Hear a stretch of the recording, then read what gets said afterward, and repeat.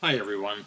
I'd recorded this intro earlier today and it didn't work out so well, so I'm going to redo it now, and that's why you're seeing night followed by day, followed by night again.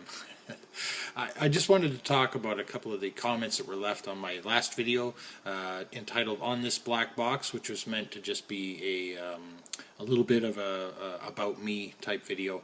And first of all, I'm not sure if I'm going to have this YouTube username correct, but Bopine, I really appreciate the compliment. It's a very nice thing to say, and yeah, that's cool. I like that.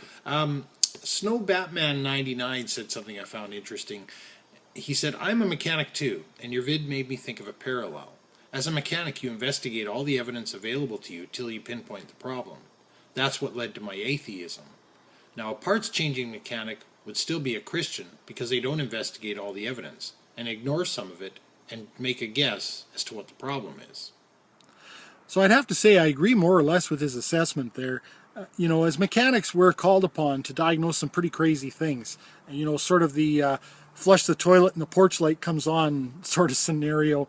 And you really do have to be very careful, systematic, and cautious about it. Normally what I'll do is I'll take a wiring schematic and a theory of operation or system operation and put the two together and sort of develop a diagnostic strategy from there. What would I expect to see for voltage on this pin of this connector, this terminal, etc., and continue the diagnosis from there. And it's very systematic. And it really does train you, I think, to be an empiricist because, vehicles are just that way. They're harsh mistresses, and Murphy's Law definitely applies when it comes to automotive repair. So you do have to be very, very careful.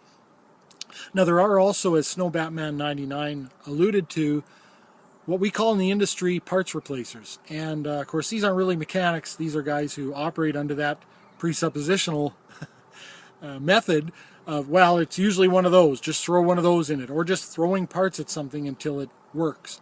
And, it's ironic. I've had vehicles come to my shop that have been to 4 or 5 other shops and still has the same symptom. Every shop that it had been to had replaced parts. I can think of one little Toyota pickup in particular recently. And it came to me and I spent a couple hours with it, diagnosed an intermittent problem. It was actually just a wiring fault at a connector. And I thought it was ironic that it had gone to 4 or 5 shops and they'd all put parts in it and it didn't fix anything. And it came to my shop and I didn't put any parts in it and it left fixed. So that's kind of interesting.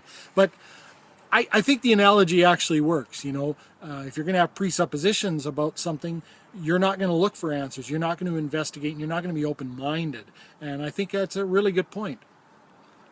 On my channel name, Capricious Black Box, just a quick note on that in case anyone was wondering and hadn't sort of figured it out. The black box is sort of meant to be analogous to those little computerized black boxes. Maybe it's in an airplane or who knows what, and some mysterious black box. We don't really know what goes on in there. It's sort of analogous to my brain, I guess. And my brain does run off with me quite often, so that's the capricious part. I'm sure my wife would agree with that. So that's how I came up with the name. It's just sort of meant to describe the miscellaneous ramblings and musings of my own brain. So one more note on the notion of a spiritual battle. I said in my last video on myself there, a little bit about me, that arguing with theists online or having discussions, which I would rather do. And I meant that. I would rather have discussions. I'm not interested in battling with people. I find discussion is where you learn the most. And I'd rather have discussions. Unfortunately, when it comes to presuppositionalists or any kind of fundies, they're not capable of it because they have such a harsh presupposition that they're completely closed-minded to anything else. And I find that really unfortunate. I mentioned in one of my other videos that I had a friend, he and I had won a fishing trip together, and he's a Christian. And that involved 8 hours drive and a couple of days together and another 8-hour drive back. And the whole time we were talking philosophy and religion. And it was very, very fulfilling and rewarding.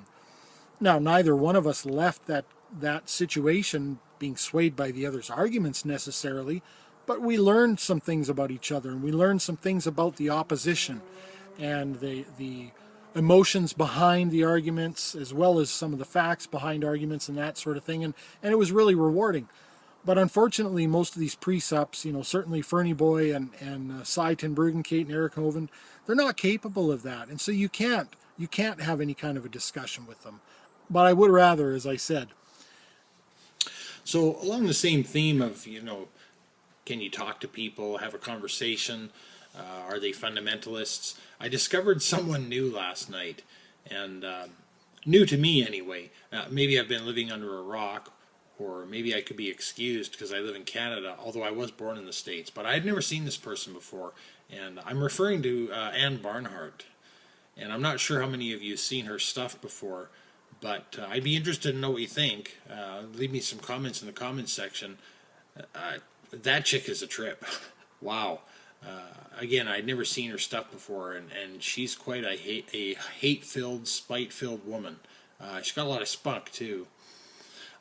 Unfortunately, she's actually got a few accurate things to say about government, and the U.S. government in particular, and the global economy. But, of course, it's all built on this rotten foundation of hate-filled Christian fundamentalism. And she's, it's pretty rotten. I mean, she, talks about how every senator and every congressman is a rat bastard, and Obama is leading some sort of a satanic putsch government, as she calls it, and she complains about not being able to keep sodomites out of your bed and breakfast, and how contraception is satanic. And talks about a spiritual battle, just like Fernie Boy does. And I see the lights just went out. Well, just keep going. And, it's pretty awful stuff, really. And, this gets back, of course, to what I was saying about fundamentalism, and can you talk to somebody, have a conversation with them? Because, the people you can have a conversation with, they're not really Christians, basically. They're that sort of, Sunday Christians, right? They go to church, but, they're not sort of balls deep in the dogma. Whereas the people who really believe in it and follow the scripture to the letter, you can't break bread with those people. I think it was the Amazing Atheist that had a talk with Shirley Phelps from the Westboro Baptist Church, and he said, I respect you guys. At the very least, you actually follow your scripture, And it's interesting to think that the people who are the most radical are the ones that actually follow the scripture to the letter. It's kind of scary, too, when you recognize that the religious right has a lot of political power. That's a little bit frightening.